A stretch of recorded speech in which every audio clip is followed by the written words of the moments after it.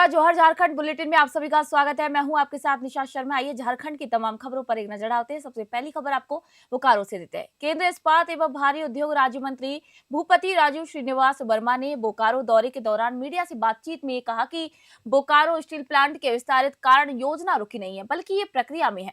उन्होंने कहा कि बोकारो प्लांट को वर्तमान 4.5 मिलियन टन से बढ़ाकर लगभग 7.5 मिलियन टन तक पहुंचाना आवश्यक है। जब केंद्रीय मंत्री से बोकारो में 20,000 करोड़ रुपए के विस्तार से संबंधित सवाल किए गए तो उन्होंने स्पष्ट किया कि यह विस्तार कार्यक्रम प्रक्रिया में। उन्होंने कहा कि अतिक्रमण जैसे मुद्दों पर सभी संबंधित मामलों की चर्चा बोकारो स्टील के अधिकारियों के साथ की जाएगी। वहीं केंद्रीय मंत्री के दौरे से यह संकेत मिला कि बोकारो स्टील प्लांट के विकास और विस्तार को लेकर केंद्र सरकार गंभीर है और इसे शीघ्र कार्यान्वित करने का भी यहाँ पर प्रयास किया जा रहा है। आपको बता दें, बोकारो से जितेंद्र कुमार त्रिपाठी की रिपोर्ट आपको दिखा रहे हैं। It is going on. Discussion is going on.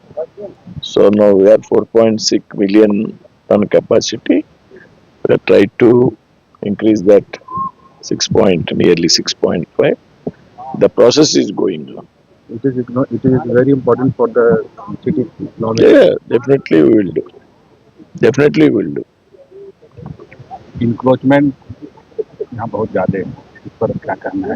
I will discuss with after this event. We have a review. We have a review meeting. I will discuss all the matters with our official team.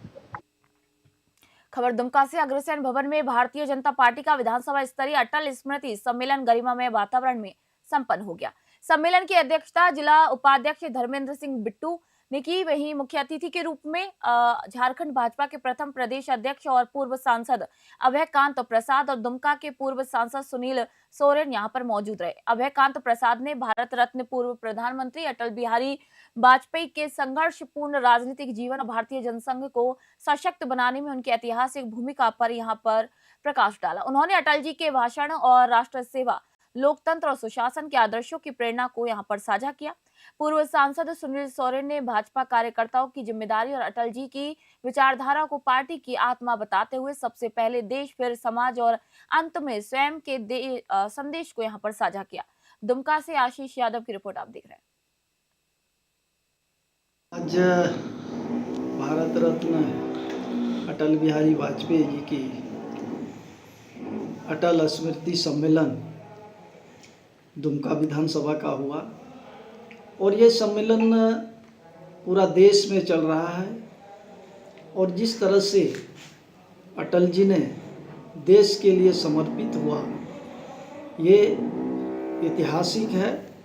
और हम इतना ही कहेंगे, जिन्होंने वचन दिया था कि party रहे या नहीं रहे, देश रहना चाहिए, सरकार रहे या नहीं रहे, देश रहना चाहिए, ये बहुत बड़ा संदेश देने का काम किया है।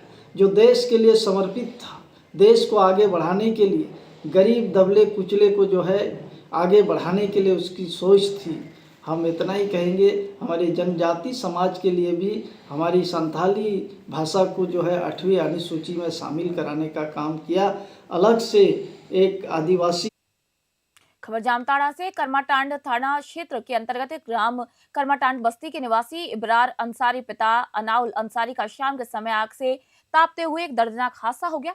अचानक आग उनके कपड़ों में फैल गई और ऊपरी हिस्से की त्वचा बुरी तरीके से झुलस गई। राहगीर और ग्रामीणों के प्रयास से आग बुझाई गई और घायल को प्राथमिक उपचार के लिए कर्माटांड प्राथमिक स्वास्थ्य केंद्र पहुंचाया गया। हालत गंभीर होने पर चिकित्सकों ने उन्हें जामताड़ा सदर अस्पताल रेफर कर दिया। परिजनों द्वारा निजी वाहन से अस्पताल भेजा गया क्योंकि 108 एम्बुलेंस घंटों तक नहीं पहुंची, जिससे ग्रामीणों में आक्रोश भी फैल गया।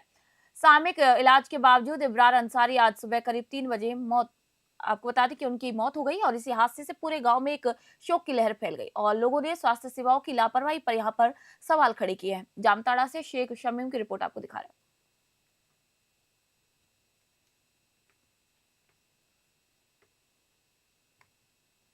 जामताड़ा जिले के फतेहपुर प्रखंड में संवाद संस्था द्वारा एग्रो इकोलॉजी प्रणाली को प्रोत्साहित करने के लिए गरीब, छोटे और वंचित किसान के बीच गेहूं और आलू का बीज वितरित किया गया और इसी कार्यक्रम के तहत 55 किसानों को यहां पर बीज उपलब्ध कराया गया। संस्था का उद्देश्य प्राकृतिक, टिकाऊ और कम लागत वाली खेती को बढ़ावा देना, ताकि किसान रासायनिक खेती पर निर्भर हुए बिना अपनी आजीविका को मजबूत कर सके।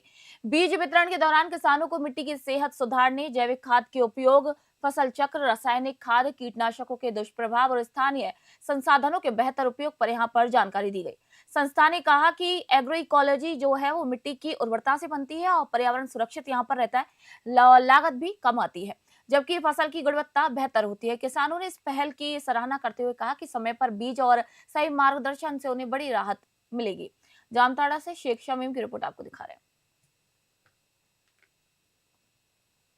झारखंड बुलेटिन में फिलहाल इतना ही। देश दुनिया खबरों के लिए देखते रहिए न्यूज़ 21। मैं निशा शर्मा आप सभी से इजाजत चाहती हूँ।